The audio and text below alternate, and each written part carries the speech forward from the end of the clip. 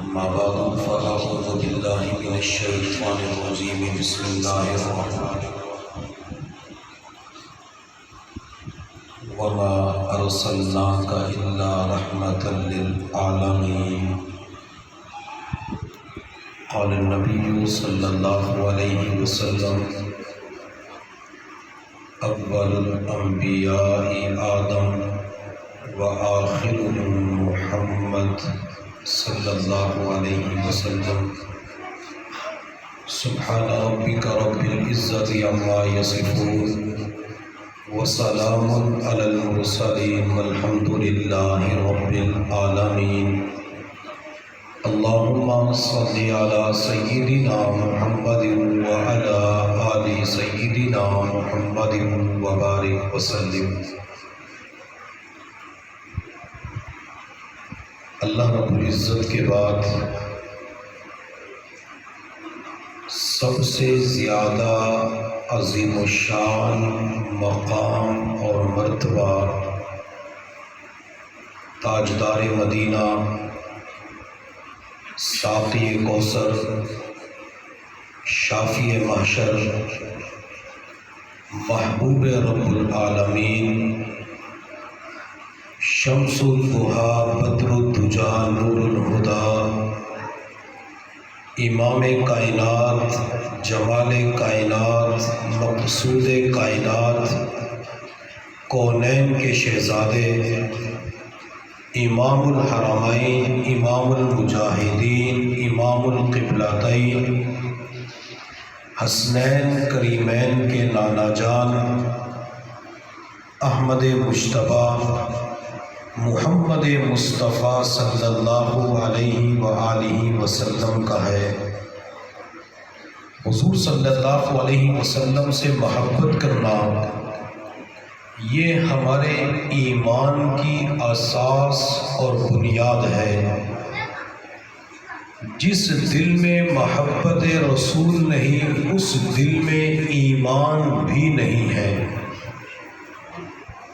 یہ میرا فتویٰ نہیں، میرے کسی استاد اور پیر کا جاری کردہ فتویٰ نہیں، بلکہ خود حضور صلی اللہ علیہ وسلم کا اپنا جاری کردہ فتویٰ ہے۔ میرے محبوب صلی اللہ علیہ وسلم نے ارشاد فرمایا، قسم ہے اس ذات کی جس کے قبضے قدرت میں میری جان ہے، لا یؤمن احدکم، تم میں سے کوئی بندہ اس وقت تک مومن نہیں ہو سکتا حتی اکون احب الیہ من والدہ وولدہ والناس اجمعین، جب تک میں اسے اس کے والدین اس کی اولاد اور تمام لوگوں سے بڑھ کر محبوب نہ بن جاؤں، جب تک ہمارے دلوں میں حضور صلی اللہ علیہ وسلم کی محبت تمام محبتوں کے اوپر غالب نہیں ہوگی، اس وقت تک ایمان کامل مکمل اکمل نہیں ہو سکتا۔ حضرت عمر فاروق رضی اللہ تعالی عنہ ایک مرتبہ حضور کی خدمت میں حاضر تھے تو عرض کہ یا رسول اللہ صلی اللہ علیہ وسلم، آپ مجھے اپنی جان کے علاوہ ہر چیز سے بڑھ کر محبوب ہیں۔ میرے محبوب صلی اللہ علیہ وسلم نے ارشاد فرمایا، عمر جب تک میں تمہیں تمہاری جانوں سے بڑھ کر محبوب نہ بن جاؤں اس وقت تک بات نہیں بن سکتی۔ حضرت عمر فاروق رضی اللہ تعالی عنہ نے چند ہی لمحوں کے بعد عرض کیا، یا رسول اللہ آپ مجھے اپنی جان سے بھی بڑھ کر محبوب ہیں۔ میرے محبوب صلی اللہ علیہ وسلم نے ارشاد فرمایا، الآن یا عمر، اے عمر میری محبت کی وجہ سے تمہارا ایمان مکمل ہو چکا ہے۔ جب دل کے اندر محبت رسول آ جاتی ہے، جب دل کے اندر عشق مصطفیٰ آ جاتا ہے، جب دل کے اندر بندے کو حضور کی غلامی کا ایک جذبہ نصیب ہو جاتا ہے، تب جا کے بندے کا ایمان کامل مکمل نصیب ہوتا ہے۔ اور جب بندہ حضور سے محبت کرتا ہے وہ محبت کے تقاضوں کو بھی ادا کرتا ہے۔ میرے محبوب صلی اللہ علیہ وسلم کے ساتھ محبت کا سب سے پہلا تقاضا یہ ہے کہ حضور صلی اللہ علیہ وسلم کی اطاعت کی جائے، آپ کی فرما برداری کی جائے۔ حضور صلی اللہ علیہ وسلم کے ساتھ محبت کا دوسرا تقاضا یہ ہے کہ آپ کے خاندان کے ساتھ محبت کی جائے، اہل بیت کے ساتھ محبت کی جائے۔ یہ اہل بیت سے محبت کرنا در حقیقت محمد سے محبت کرنا ہے۔ جو اہل بیت سے محبت نہیں کرتا وہ حضور سے محبت نہیں کرتا۔ جس طرح اہل بیت ہمارے ایمان کا حصہ ہے، اسی طرح صحابہ کرام سے محبت کرنا بھی ہمارے ایمان کا حصہ ہے۔ اہل بیت سے محبت کرنا، حضور سے محبت کرنا، صحابہ سے محبت کرنا، حضور سے محبت کرنا۔ جو حضور صلی اللہ علیہ وسلم کے خاندان سے محبت کرے گا، اہل بیت سے محبت کرے گا، اللہ قیامت کے دن اہل بیت کے قدموں کے اندر جگہ عطا فرما دیں گے۔ کسی کہنے والے نے کیا خوب کہا، نانا نبی ہے باپ ہے حیدر حسین کا، نانا نبی ہے باپ ہے حیدر حسین کا، رتبہ ہے دو جہاں میں برتر حسین کا، نیزوں پہ سر شہیدوں کے تھے شان دیکھیے، سارے سروں سے اونچا رہا سر حسین کا، گھر بار لٹایا نانا کی امت کے واسطے، ہوتا ہے ذکر اس لیے گھر گھر حسین کا، صبر عظیم خدا سے وہ لے کے آئے تھے، دریا نہیں تھا دل تھا سمندر حسین کا، مجھ کو یقین ہے ہاں ملیں گے ہزار پھل، میں بھی تو لیتا ہوں نام اکثر حسین کا۔ میرے محبوب صلی اللہ علیہ وسلم کی جب ولادت باسعادت ہوتی ہے، حضور کا میلاد ہوتا ہے، تو ایمن بچے محمد کو اٹھا کے پیار کرتی ہے، حضور کا میلاد ہوتا ہے، میرے پیغمبر کی ولادت باسعادت ہوتی ہے، حلیمہ آ کر بچے محمد صلی اللہ علیہ وسلم کو اٹھا کر اپنے سینے کے ساتھ لگاتی ہے، رخسار کا پیار کرتی ہے، پیشانی کا بوسہ لیتی ہے، اور جب فاطمہ رضی اللہ تعالی عنہا کے ہاں حسین کی ولادت باسعادت ہوتی ہے، دو جہاں کے سردار محمد مصطفیٰ صلی اللہ علیہ وسلم تشریف لاتے ہیں اور حسین کا پیار کرتے ہیں۔ میرے محبوب صلی اللہ علیہ وسلم حسین کو اٹھا کے اپنے سینے کے ساتھ لگاتے ہیں، حسین کے لبوں کا پیار کرتے ہیں۔ میرے محبوب صلی اللہ علیہ وسلم ایک مرتبہ حسین سے پیار کر رہے تھے، آپ نے حسین کے رخسار کا بوسہ لیا، آپ نے پیشانی کا بوسہ لیا، آپ نے ہونٹوں کا بوسہ لیا، گردن کا بوسہ لیا، ناف کا بوسہ لیا، تو کسی نے کہا یا رسول اللہ یہ آپ مختلف جگہوں کا پیار کیوں کر رہے ہیں؟ میرے پیغمبر نے فرمایا مجھے حسین پیارا لگتا ہے۔ میرے پیغمبر نے بوسہ لینے کے بعد حسین کے جسم کو سونگھنا شروع کر دیا۔ کسی نے کہا یا رسول اللہ یہ بچے کی کس کرنا، بچے کو پیار کرنا تو سمجھ میں آتا ہے، لیکن بچے کا جسم سونگھنا سمجھ کے اندر نہیں آتا۔ میرے محبوب صلی اللہ علیہ وسلم نے ارشاد فرمایا لوگوں جب میں حسین کے جسم کو سونگھتا ہوں مجھے جنت کی خوشبو آتی ہے۔ یہی حسین ابن علی جن کو ایک مرتبہ حضور نے اپنے پاؤں مبارک کے اوپر کھڑا کیا، حسین کے دونوں بازوں سے پکڑ کر اوپر کی جانب اٹھایا، حسین کے ننھے منھے قدم میرے پیغمبر کے علم نشرہ لک صدرک والے سینے پر آئے، حسین کا چہرہ حضور کے والضحیٰ والے چہرے کے سامنے آیا۔ میرے پیغمبر نے اپنے مبارک ہونٹ حسین کے لبوں پہ رکھ دیے اور حسین کے لبوں کا پیار کرنے کے بعد رب ذوالجلال کی بارگاہ میں دعا مانگی، اللہ میں حسین سے پیار کرتا ہوں، اللہ تو بھی حسین سے پیار کر، اللہ جو حسین سے محبت کرے اللہ تو اس سے بھی محبت کر۔ میں آپ کے سامنے حسین کے تذکرے کر رہا ہوں، آپ حسین کی محبت میں حسین کے تذکرے سن رہے ہیں، حسین کے تذکروں کی وجہ سے رب بھی ہم سے محبت کر رہا ہے، رب بھی ہم سے پیار کر رہا ہے۔ میرے محبوب صلی اللہ علیہ وسلم حسین ابن علی رضی اللہ تعالی عنہ سے اتنی محبت فرمایا کرتے تھے، آپ حسین کو کندھوں پہ بٹھا لیا کرتے تھے، گود میں اٹھا لیا کرتے تھے، اور اسی وجہ سے میرے پیغمبر نے فرمایا او دنیا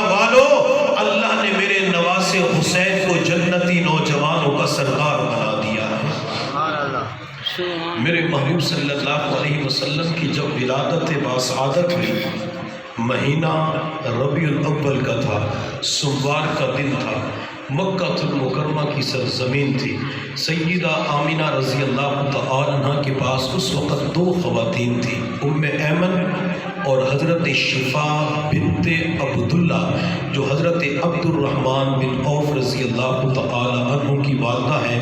ام ایمن فرماتی ہیں جب بچہ محمد صلی اللہ علیہ وسلم دنیا میں آیا، بچے کی ولادت ہو گئی، تو میں نے بچے کی طرف دیکھا، بچے کا پورا جسم بالکل پاک صاف تھا، معطر تھا، کسی قسم کی کوئی گندگی لگی ہوئی نہیں تھی، ناف کٹی ہوئی تھی، مختول پیدا ہوئے تھے اور پورے جسم سے عمدہ خوشبو آ رہی تھی۔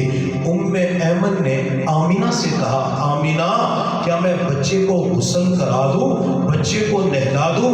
حضرت ام ایمن فرماتی ہے میں نے جو ہی آمینہ سے بات کی تو آسمان کی طرف سے غیبی آواز آئی، اس بچے کو غسل دینے کی ضرورت نہیں ہے، اس بچے کو نہلانے کی ضرورت نہیں ہے، یہ بچہ پاک ہے، یہ بچہ اتنا پاک ہے، یہ انسانیت کے دلوں کو بھی پاک کرے گا، یہ لوگوں کے دلوں کے اوپر نظر ڈالے گا، لوگوں کے دل کی دھرتی پاک ہو جائے گی۔ میرے محبوب صلی اللہ علیہ وسلم کی جب ولادت باسعادت ہوتی ہے، اللہ نے جسم اتنا خوشبودار بنایا تھا، وہ کمرہ بھی منور ہو گیا، وہ کمرہ معطر ہو گیا، کمرہ خوشبودار ہو گیا۔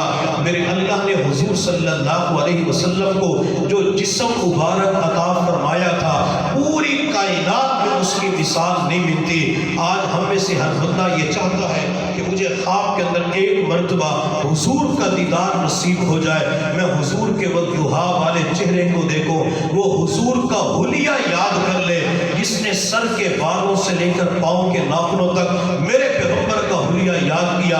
حلیہ یاد کرنے کی برکت سے اللہ خواب کے اندر دیدار مصطفیٰ کی نعمت عطا فرماتے ہیں، اور جس بندے کو پوری زندگی میں ایک مرتبہ حضور کا دیدار نصیب ہو گیا، اس کا فائدہ یہ ہوتا ہے مرتے وقت بندے کی زبان پہ محمد کا کلمہ جاری ہو جاتا ہے۔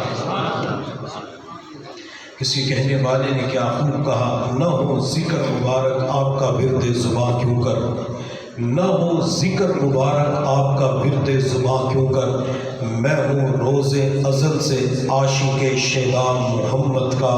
فرشتے قبر میں پوچھیں گے گر تو کس کا ہے، تو کہہ دوں گا ہوں بندہ خدا کا اور شیدا محمد کا۔ خدایا جب میری اس قالب خاکی سے جان نکلے، زباں پر اس گھڑی جاری رہے کلمہ محمد کا۔ خدا بھی حشر میں پوچھے گا گر تو عاشق کس کا ہے، خدا بھی حشر میں پوچھے گا گر تو عاشق کس کا ہے، تو کہہ دوں گا محمد کا، محمد کا، محمد کا صلی اللہ علیہ وسلم۔ حضرت ہند بن ابی حالہ رضی اللہ تعالی عنہ فرماتے کان رسول اللہ صلی اللہ علیہ وسلم فخما مفخما، حضور صلی اللہ علیہ وسلم اپنی ذات کے اعتبار سے عظیم تھے۔ آپ نے حلیہ سنا؟ میں مجمع کی جہاں بھی جاتا ہوں کثرت کو نہیں دیکھتا کہ مجمع ہے کتنا، 100 بندے ہیں، 500 ہیں، 1000 ہیں، 2 بندے ہیں، 1 ہے، 5 ہیں، جتنے ہوتے ہیں اللہ کے لیے ان کو حضور کی شان سنا دیتے ہیں۔ حضور کی شان سنانے کی وجہ سے شان مصطفیٰ میں اضافہ نہیں ہوتا، لیکن انسان کا اندر پاک ہو جاتا ہے۔ حضور کی شان بیان کی جاتی ہے، اللہ بہاریں عطا فرما دیتے ہیں۔ حضور کی شان بیان کی جاتی ہے، اللہ رحمتوں کے دروازے کھول دیتا ہے۔ جہاں ذکر مصطفیٰ ہوتا ہے وہاں رب کی رحمتوں کا نزول ضرور ہوتا ہے۔ جس مجلس کے اندر حضور کے تذکرے ہوتے ہیں، حضور کے اہل بیت کے تذکرے ہوتے ہیں، حضور کے شاگردوں کا تذکرہ ہوتا ہے، حضور کے جیاروں کا، پروانوں کا تذکرہ ہوتا ہے، رب کی رحمتوں کا نزول ضرور ہوتا ہے۔ حضرت ہند بن ابی حالہ فرماتے ہیں حضور صلی اللہ علیہ وسلم کا قد مبارک نہ زیادہ لمبا تھا نہ زیادہ چھوٹا تھا، قدر بلندی کی طرف مائل تھا۔ حضرات صحابہ کرام میں سب سے اونچا اور لمبا قد حضرت عباس رضی اللہ تعالی عنہ کا تھا۔ عباس جب گھوڑے کے اوپر بیٹھتے تھے، عباس کے پاؤں زمین کے ساتھ لگتے تھے۔ اتنا اونچا لمبا قد اللہ نے عباس کو عطا فرمایا تھا۔ لیکن یہی عباس جب میرے پیغمبر کے ساتھ چلتے تھے تو معجزے کے طور پر حضور کا قد عباس سے بلند نظر آیا کرتا تھا۔ عظیم الحامتی، آپ صلی اللہ علیہ وسلم کا سر مبارک قدر اعتدال کے ساتھ بڑا تھا۔ واسع الجبین، میرے پیغمبر کی مبارک پیشانی قدر کشادہ تھی۔ ازج الحواجب، میرے پیغمبر کی بھویں مبارک بالکل باریک و کچھ خمدار تھی۔ درمیان کے اندر ایک رگ تھی جو غصہ کے وقت ابھرتی تھی۔ اکحل العینین، آپ صلی اللہ علیہ وسلم کی مبارک آنکھیں یہ قدرتی طور پہ سرما آلود تھی۔ آپ کی مبارک پلکیں دراز تھی۔ آپ کی آنکھوں کی سفیدی کے اندر سرخ رنگ کے ڈورے پڑے ہوئے تھے۔ اقن الارنین، آپ صلی اللہ علیہ وسلم کی ناک مبارک کا بانسا یہ قدر بلند تھا۔ کأنما یعلوہ النور، ہر وقت یہاں پہ نور ٹپک رہا ہوتا تھا۔ سہل الخدین، آپ صلی اللہ علیہ وسلم کے رخسار مبارک یہ نہ اندر کو دھنسے ہوئے نہ باہر کو نکلے ہوئے، بالکل برابر ہموار تھے۔ جب رخسار کے اوپر پسینہ آتا تھا تو پسینہ کے قطرے موتیوں کی طرح چمکتے ہوئے نظر آتے تھے۔ ولی الفم، آپ صلی اللہ علیہ وسلم کا منہ مبارک قدر کشادہ تھا۔ سامنے والے دانتوں کے درمیان قدر خلا تھا۔ میرے پیغمبر جب بولتے تھے، پیغمبر گفتگو فرماتے تھے تو سامنے والے دانتوں کے درمیان سے نور کی شعائیں پھوٹ رہی ہوتی تھی۔ وہ نور دیوار پہ نظر آیا کرتا تھا۔ کف اللحیہ، آپ صلی اللہ علیہ وسلم کی داڑھی مبارک گھنی تھی، سینہ مبارک کو گھیر لیا کرتی تھی۔ داڑھی مبارک کے اندر 17، 18، 19 کے قریب سفید بال تھے۔ آپ صلی اللہ علیہ وسلم کا سینہ مبارک قدر کشادہ تھا۔ سینہ مبارک، پیٹ مبارک بالکل برابر ہموار تھا۔ یہ پیٹ نہ اندر کو دھنسا ہوا نہ باہر کو نکلا ہوا۔ سینہ مبارک سے لے کر ناف تک بالوں کی باریک لمبی لکیر تھی۔ اس کے علاوہ سینے اور پیٹ مبارک کے اوپر بال نہیں تھے۔ آپ صلی اللہ علیہ وسلم کی ہتھیلیاں پر گوشت تھی۔ جب کوئی مصافحہ کرتا تھا تو ریشم کی طرح محسوس ہوتی تھی۔ حضرت جابر فرماتے ہیں میں نے جب بھی حضور سے مصافحہ کیا، مصافحہ کرنے کے بعد حضور کے ہاتھ لگنے کی برکت سے میرا ہاتھ بھی خوشبودار ہو گیا۔ آپ صلی اللہ علیہ وسلم کے پاؤں کے تلوے قدرے گہرے تھے۔ پاؤں کے اوپر والا حصہ یوں لگتا تھا جیسے تیل لگایا گیا ہو۔ جب پانی کا قطرہ گرتا تھا دائیں بائیں بہہ پڑتا تھا۔ آپ صلی اللہ علیہ وسلم کے سر کے بال مبارک قدرے گھنگریالے تھے، کبھی کانوں کی لو تک ہوتے تھے، کبھی کندھوں تک ہوتے تھے، کبھی کندھے اور کانوں کی لو کے درمیان ہوتے تھے، جنہیں شمائل ترمذی کے اندر وفرا لما جمعہ کہا جاتا ہے۔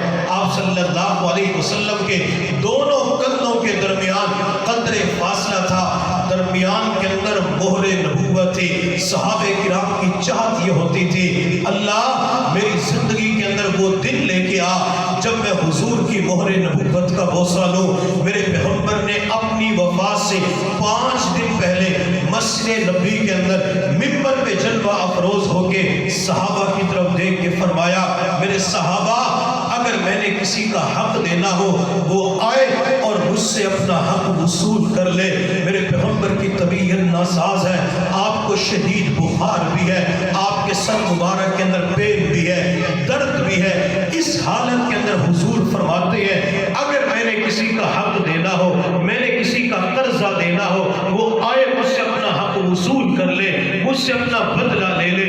ایک شخص کھڑا ہو گیا، یا رسول اللہ فلان جنگ کے موقع پہ آپ سبوں کو درست فرما رہے تھے، آپ کے ہاتھ کے اندر چھڑی تھی، آپ نے وہ چھڑی میری کمر پہ ماری تھی۔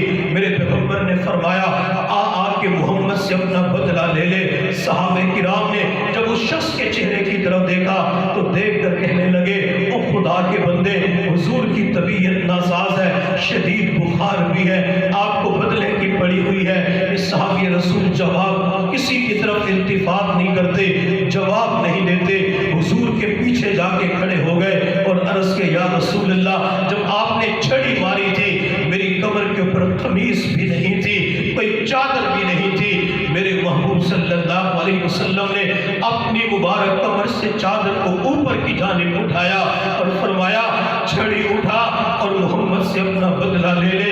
یہ صحابی رسول حضور کے پیچھے کھڑے ہو کر حضور کے کندھوں کے درمیان کسی چیز کو تلاش کرنا شروع کر دیتے ہیں۔ میں ان آنکھوں پہ قربان جاؤں جنہوں نے وہ دہا والا چہرہ دیکھا، ان آنکھوں پہ قربان جاؤں جنہوں نے واللیل والی سیاہ زلفوں کو دیکھا، ان آنکھوں پہ قربان جاؤں جنہوں نے حضور کی کمر کی چمک کو بھی دیکھا۔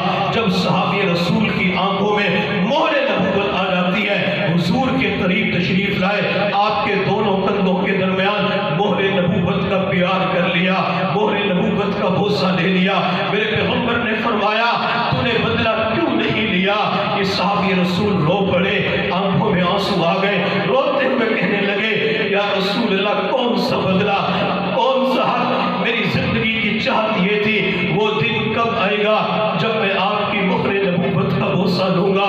آج میری خواہش پوری ہو چکی ہے، میری تمنا پوری ہو چکی ہے۔ میرے محبوب صلی اللہ علیہ وسلم نے اپنے شاگردوں کی طرف دیکھ کے فرمایا میرے پیارو، جس نے دنیا کے اندر چلتا پھرتا جنتی دیکھنا ہو وہ اس کے چہرے کو دیکھ لے، اس نے میری مہر نبوت کا بوسہ لیا ہے۔ تو حضور کے دونوں کندھوں کے درمیان مہر نبوت تھی۔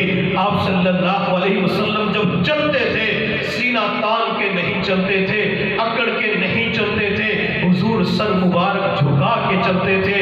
میرے محبوب صلی اللہ علیہ وسلم جب اچانک کسی کے سامنے تشریف لاتے تو یوں لگتا تھا جیسے 14ویں رات کا چاند طلوع ہو چکا ہو۔ جن صحابہ کرام نے میرے پیغمبر کا حلیہ بیان کیا وہ آخر کے اندر فرمایا کرتے تھے ہم نے حضور صلی اللہ علیہ وسلم جیسا حسین نہ آپ سے پہلے دیکھا ہے نہ آپ کے بعد دیکھا۔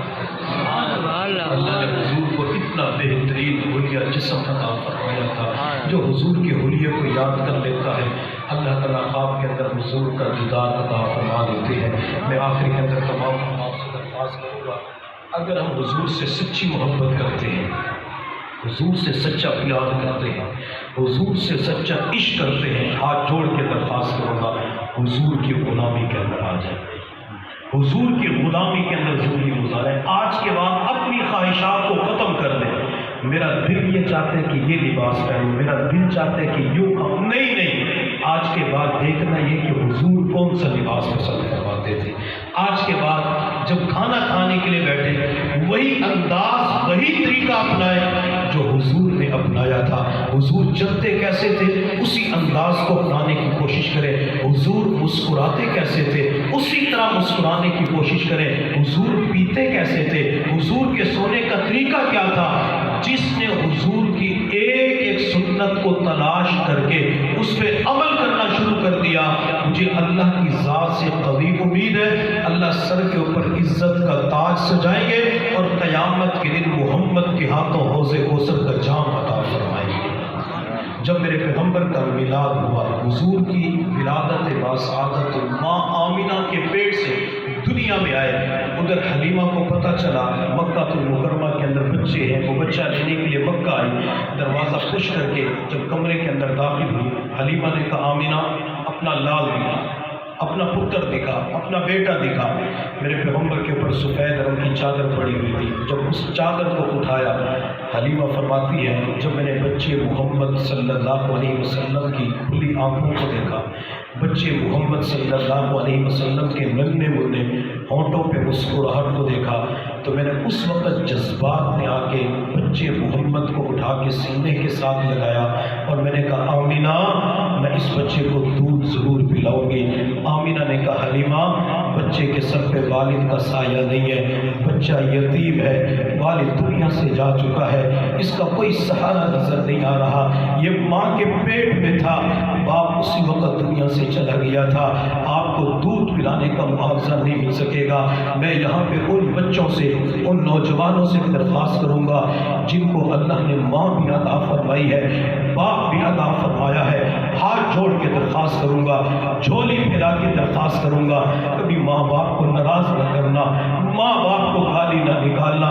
آج بچہ جوان ہو جاتا ہے، جوانی کی دہلیز پہ قدم رکھتا ہے، خون گرم ہوتا ہے، خون جوش مارتا ہے، یہ اپنے بوڑھے باپ کی آنکھوں میں آنکھیں ڈال کے بات کرتا ہے، کئی مرتبہ باپ کا دل دکھا دیتا ہے، باپ کا دل اندر سے ٹوٹ جاتا ہے، وہ اپنے بچے کو دعا نہیں دیتا۔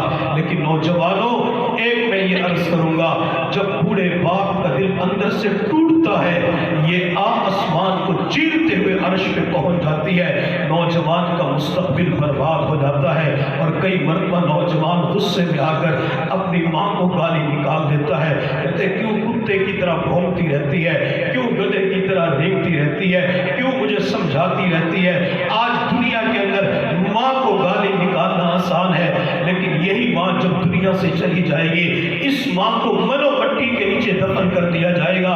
یہ ماں جب دنیا سے جائے گی، اس کی لاش چارپائی کے اوپر پڑی ہوگی، یہی نوجوان پورے گھر کے اندر سب سے زیادہ رو رہا ہوگا، مگر مچ کے آنسو بہا رہا ہوگا، چارپائی کے پائی کو پکڑ کر رو رو کے کہہ رہا ہوگا، امی اٹھیے نا، امی آپ سے بات کرنے کو جی چاہتا ہے، امی میری بات کا جواب دے۔ لیکن ماں کسی کی بات کا جواب نہیں دیتی، یہ ماں سے لپٹ جاتا ہے، ماں سے لپٹ کے رونا شروع کر دیتا ہے، امی اٹھیے، امی پلیز میری بات سنیے، امی پلیز میری بات کا جواب دیجئے۔ لیکن ماں نہیں اٹھتی، ماں جواب نہیں دیتی، یہ بلک بلک کے رونا شروع کر دیتا ہے۔ میں نے ان گناہگار آنکھوں کے ساتھ ان بچوں کو دیکھا جو ماں کی نافرمانی کیا کرتے تھے، جب کندھے پہ ماں کا جنازہ اٹھایا، یہ ماں کے چارپائی کے پائی کو پکڑ کر کلمہ شہادت کی آواز بلند کر کے اونچی آواز سے رو رہے تھے۔ کوئی اس نوجوان سے پوچھے، بیٹا یہ وہی ماں تو ہے جس کو تو نے گالیاں نکالی تھی، اسی ماں کو تو نے کہا تھا تیری شکل مجھے اچھی نہیں لگتی، آج کیوں رو رہا ہے؟ یہ نوجوان رو کے جواب دیتا ہے، جس کو میں ماں پکارتا تھا، اماں پکارتا تھا، امی پکارتا تھا، مما پکارتا تھا، آج وہ دنیا سے جا چکی ہے، آج کے بعد مجھے دنیا کے اندر بیٹا پکارنے والی نظر نہیں آتی۔ آپ حضرات نے کبھی غور کیا یا نہیں کہ ضمن کے اندر ایک بات آگے میں بات کرتا چلوں، جب ماں باپ دنیا سے چلے جاتے ہیں، بچے اپنے چچا کے پاس، تایا کے پاس زندگی گزارتے ہیں۔ کئی مرتبہ ایسا ہوتا ہے کہ چچا تایا صوفے کے اوپر بیٹھے ہوتے، 3 سیٹوں والا صوفہ ہوتا ہے، بائیں طرف اس کی اپنی اولاد ہوتی ہے، بیٹا ہوتا ہے، بیٹی ہوتی ہے۔ کوئی بیٹا ابو کی جیب میں ہاتھ ڈال کے موبائل نکال لیتا ہے، تو کوئی پیسے نکال لیتا ہے، تو کوئی بچی فرمائش کرتی ہے ابو آئس کریم کھلائیں، پیزا کھلائیں، زنگر برگر کھلائیں، شوارما کھلائیں، سیر کروا کے آئیں۔ والد ہر کسی کی فرمائش کو پورا کرتا ہے، 1000 کا نوٹ بھی نکال کے دے دیتا ہے، 5000 کا نوٹ بھی نکال دیتا ہے۔ جب یہ اپنے بچوں کی فرمائش پوری کرتا ہے، اسی وقت نگاہوں کے سامنے چھوٹا معصوم یتیم بھتیجا بھی کھڑا ہوتا ہے۔ چچا اپنے یتیم بھتیجے کی طرف دیکھ کے کہتے بیٹا تو بھی تو کچھ مانگ لے، تو بھی تو فرمائش کر۔ اس یتیم بچے کا سر جھکا ہوا ہوتا ہے، رو پڑتا ہے، وہ آنکھوں میں آنکھیں ڈال کے جواب نہیں دیتا، سر جھکا کے کہتے چچا میری فرمائش پوری کرنے والا دنیا سے جا چکا ہے، میری فرمائشیں پوری کرنے والا قبرستان کے اندر آرام کر رہا ہے، مجھے ڈر اس بات کا ہے اگر میں نے فرمائش کر دی کہیں چچی ناراض نہ ہو جائے، میرے کزن ناراض نہ ہو جائے۔ جن کے والدین زندہ ہوتے ہیں، میں 100% سچ کہتا ہوں، وہ والدین عید کے موقع پہ اپنے کپڑے نہیں خریدتے، اپنے جوتے نہیں خریدتے، وہ محنت مزدوری کرتے ہیں، ہر بچے کی فرمائش کو پورا کر دیتے ہیں، بچوں کو عید کے موقع پہ کپڑے بھی لے کے دیتے ہیں، جوتے بھی لے کے دیتے ہیں، نئی اینک بھی خرید کے دیتے ہیں، عیدی کے طور پہ پیسے بھی دیتے ہیں۔ لیکن جن کے ماں باپ دنیا سے چلے جاتے ہیں، کوئی ان کی فرمائش پوری کرنے والا نہیں ہوتا۔ جن کے ماں باپ دنیا سے چلے جاتے ہیں، کوئی پوچھنے والا بھی نہیں ہوتا بیٹا تجھے کیا چاہیے، بیٹا تجھے تکلیف میں دوائی لی ہے کہ نہیں لی۔ ماں باپ ہوتے ہیں ہر وقت پوچھ رہی ہوتی ہے۔ جب یہی ہستیاں دنیا سے چلی جاتی ہے، نہ کوئی بیٹا پکارنے والا ہوتا ہے، نہ کوئی قریب کرنے والا ہوتا ہے۔ میں بچوں سے، جوانوں سے درخواست کروں گا، اللہ نے گھر کی چار دیواری میں ماں بھی عطا کی ہوئی ہے، باپ بھی عطا کیا ہوا ہے، دنیا کے اندر قدر کر لیں، دنیا کے اندر خدمت کر لیں۔ ان کی خدمت کریں گے اللہ بھی راضی ہو جائے گا، مدینے کے اندر محمد مصطفیٰ بھی راضی ہو جائے گا صلی اللہ علیہ وسلم۔ اور میں بیان سننے والی اپنی ماؤں، بہنوں، بیٹیوں، اسلام کی مقدس اور پاکیزہ شہزادیوں سے درخواست کروں گا، اپنے بچوں سے محبت کیا کرو، اپنے بچوں سے پیار کیا کرو، بچوں کو بیٹا بیٹا کہہ کے پکارا کرو۔ یہ جو بیٹا کہہ کے پکارا جاتا ہے، اس کے اندر ایک اپنائیت ہوتی ہے، اس کے اندر بچہ اپنے ماں باپ کے اور زیادہ قریب ہو جاتے ہیں۔ جب مائیں اپنے بچوں کو پیار دیں گی، یہی بچے ماں باپ کے فرما بردار بنیں گے، ماں باپ کی خدمت کرنے والے بنیں گے۔ بات میری کہیں اور نکل گئی تو آمینہ نے حلیمہ سے کہا، اگر حلیمہ بچے کے سر پہ والد کا سایہ نہیں ہے، تو حلیمہ نے اس موقع پہ کہا تھا، آمینہ کوئی بات نہیں، اس بچے محمد صلی اللہ علیہ وسلم کی مسکراہٹ میری روح کو تسکین پہنچایا کرے گی، میں ضرور دودھ پلاؤں گی۔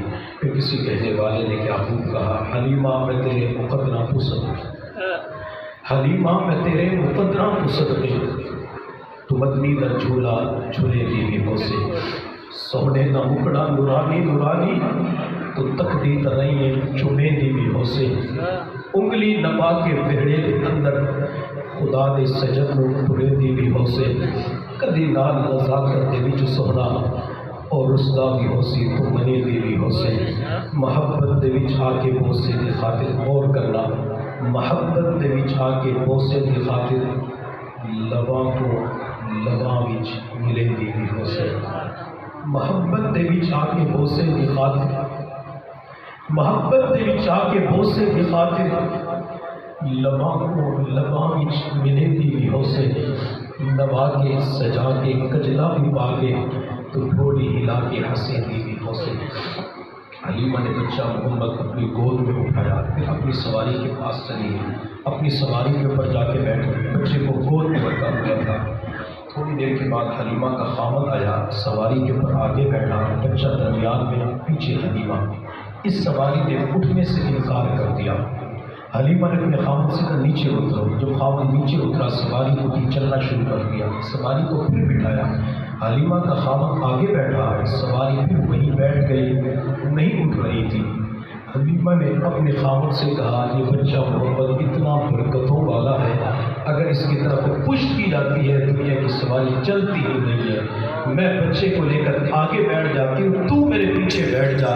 حلیمہ بچے محمد کو گود میں لے کر آگے بیٹھی، بچہ محمد آگے درمیان میں حلیمہ، پیچھے حلیمہ کا خاوند۔ جب بچے محمد کو بچپن میں آگے رکھا گیا، یہ سواری اتنا تیز دوڑنا شروع کر دیتی ہے، اتنا فاسٹ ہو جاتی ہے کہ جو خواتین بچے لے کر پہلے جا چکی تھے، حلیمہ نے ان کی سواریوں کو کراس کر لیا۔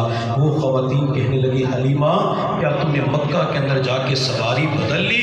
حلیمہ نے جواب، یہ سواری نہیں بدلی، اس سواری کا سوار محمد بدل چکا ہے، محمد سوار ہو چکے ہیں۔ یہاں پہ ٹھنڈے دل و دماغ سے سوچنا، اگر بچے محمد کو آگے رکھا گیا، دنیا کی سواری بھاگنا شروع کر دیتی ہے۔ میں اور آپ آج کی زندگی میں حضور کے نورانی طریقوں کو سامنے رکھ کر حضور کے طریقوں کے پیچھے چلیں گے، ہماری زندگی اتنا خوشیوں والی فاسٹ ہو جائے گی، یہ چلتے چلتے انشاءاللہ جنت کے اندر پہنچ جائیں گے۔ حضور کے نورانی طریقوں کو آگے رکھنے کی ضرورت ہے۔ آخری بات کہہ کے بات کو مکمل کرتے ہیں، چونکہ 5:30 تک کا وقت دیا گیا ہے، 5:30 بجے دعا کرنی تھی۔ میں خاص کر اپنی ماؤں، بہنوں، بیٹیوں، اسلام کی مقدس اور پاکیزہ شہزادیوں سے ایک درخواست کروں گا، زندگی کے اندر کبھی بھی کسی کے اوپر جھوٹا الزام نہ لگانا، کسی کے اوپر تہمت نہ لگانا۔